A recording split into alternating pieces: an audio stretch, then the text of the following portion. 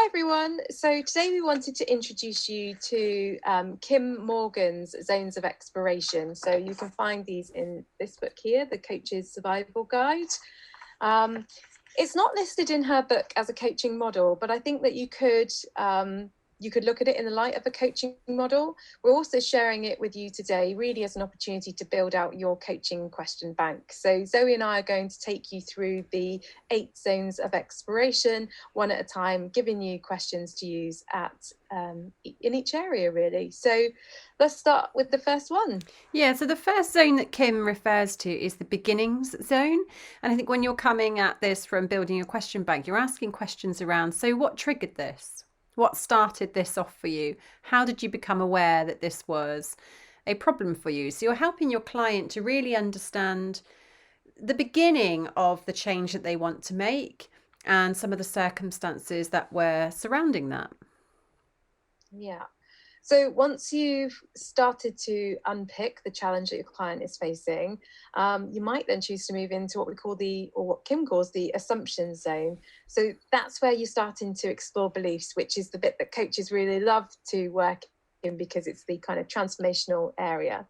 So you're going to hone in specifically around your coachee's beliefs about the situation that they're in. So the types of questions you could ask here include what beliefs or assumptions do you have about yourself, others, or the world in general that underpin this situation? Which of those beliefs and assumptions are useful to you? Which of them are hindering you? Whose voice do you hear when you think about this? And what would be a more useful or realistic set of beliefs that you could have about this?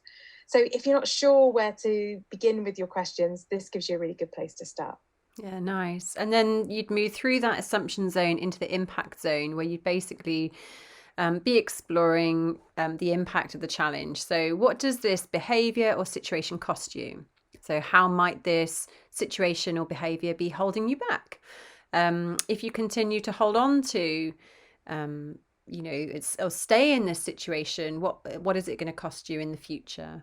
You could also start thinking about how would you be without this situation. So if this wasn't in your life anymore, what would life be like for you? And what might you see? What might you hear? What might you feel? And to bring some of that sensory awareness into your coaching exploration as well. Yeah, and building on that, the next zone is called the familiarity zone, but it kind of goes beyond familiarity. But the purpose of it is to look at what is the coachee doing that is continuing to contribute to this current challenge. The questions that you can ask here, some suggestions are, what things do you say and do that perpetuate this behavior or this situation? So this is about accountability, bringing to the client's attention what they have accountability for. When do you experience exceptions to this behavior or this situation? What can you learn from the exceptions? How long have you been doing this for? So another way to ask that is, how long has this been a problem for? What different things could you do or say that could bring about a change? And which underused aspects of yourself could you bring into play? And Zoe and I have talked in other modules, I think, about presuppositions.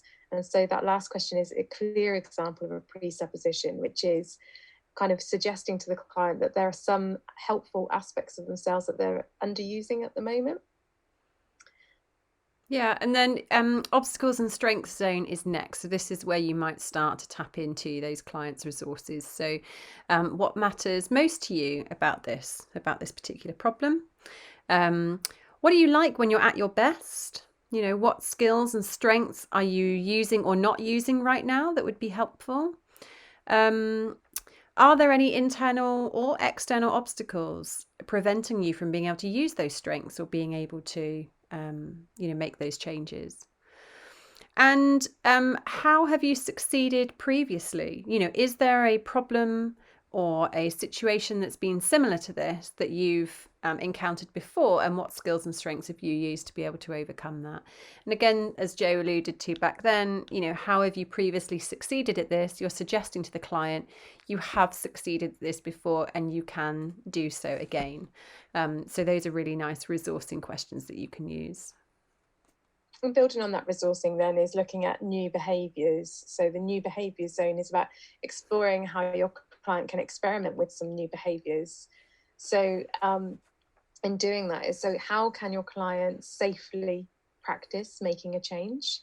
How far are they prepared to go in terms of practicing? So you might do some role play with the individual. What's the ultimate challenging situation in which you could try out your new behaviors? So that's testing the boundaries and the limits. What would someone else whom you admire and respect do or say in this situation? So, giving lots of different examples there. Now, as Kim says, you don't have to go through these sets of questions, these zones, in a linear way. I think you need to be natural in the conversation and go where the client's interest is. But it might be helpful for you as the coach to think about, oh, which areas haven't we yet focused on? And then say, see that we've discussed these areas. One of the things we haven't discussed yet is this, and then draw the client's attention to that. Yeah, and I think probably the one thing that maybe we've overlooked, if you look at this particularly in terms of a coaching model, is there would be an element of contracting at the start with your client around what this topic or situation is that you're going through these zones of exploration on. So spend a little bit of time at the start before using this, just scoping out. So what is it that you want to explore today, and how would that make a difference to you, and getting tight on the topic or the goal that you want to move through these different zones with, because that will really help to shape where the client ultimately wants to get to at the end. Yeah. So maintenance zone is about exploring how they'll keep going and working towards their goal and maintaining the changes that they're making, because that can take a lot of energy. It can be quite testing for people. So how will you remember to keep doing this because habits take a while to form? What could derail you from your plan? Or another way to ask that is, how might you sabotage yourself? What strategy do you have in case you do that? Who can support you to keep going, looking at your network? So they're good questions there to just test it out and bring anything to the surface so that you can create a plan for that. Yeah, and I'd say they're quite, sorry, Joe, to interrupt you. I think they're quite nice wrapping up questions as well, in terms of, particularly if your coaching engagement is coming to an end. Maintenance is often actually really important for the client as they move beyond the coaching. So even if you don't bring the whole model, you might choose to bring this piece of the model in at a point in time during your coaching relationship. Yeah, and then the final one is the evidence zone. So once the changes are in place, you might want to help to underline that for the client. So to explore and collect the evidence of that. And often coaches will give their, agree homework or heart work, whatever you call it, for them to do in between and come back. So what's changed? How do you know it's changed? What feedback have you had from other people? What are the benefits of the change? So that's an important part of the review and evaluation process. It's about creating that feedback loop, which can also be helpful in terms of helping the client to address other areas of their life in the future. And how do you sort of navigate more helpful patterns for creating those changes? Yeah, and I also would add that you can't take for granted that your clients see it, because often your clients, they don't see their progress and they don't see how they've changed.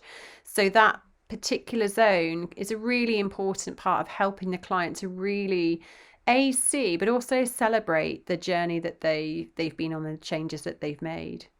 So there you go, another kind of tool that we hope you can make use of and find useful. You don't have to be a coach to use these tools. They are things that you can use in conversations with your direct reports or your peers. And if you have enjoyed this video, then come and join us in our coaching crowd, where we share more of these videos and also exchange discussions. So hope to see you there.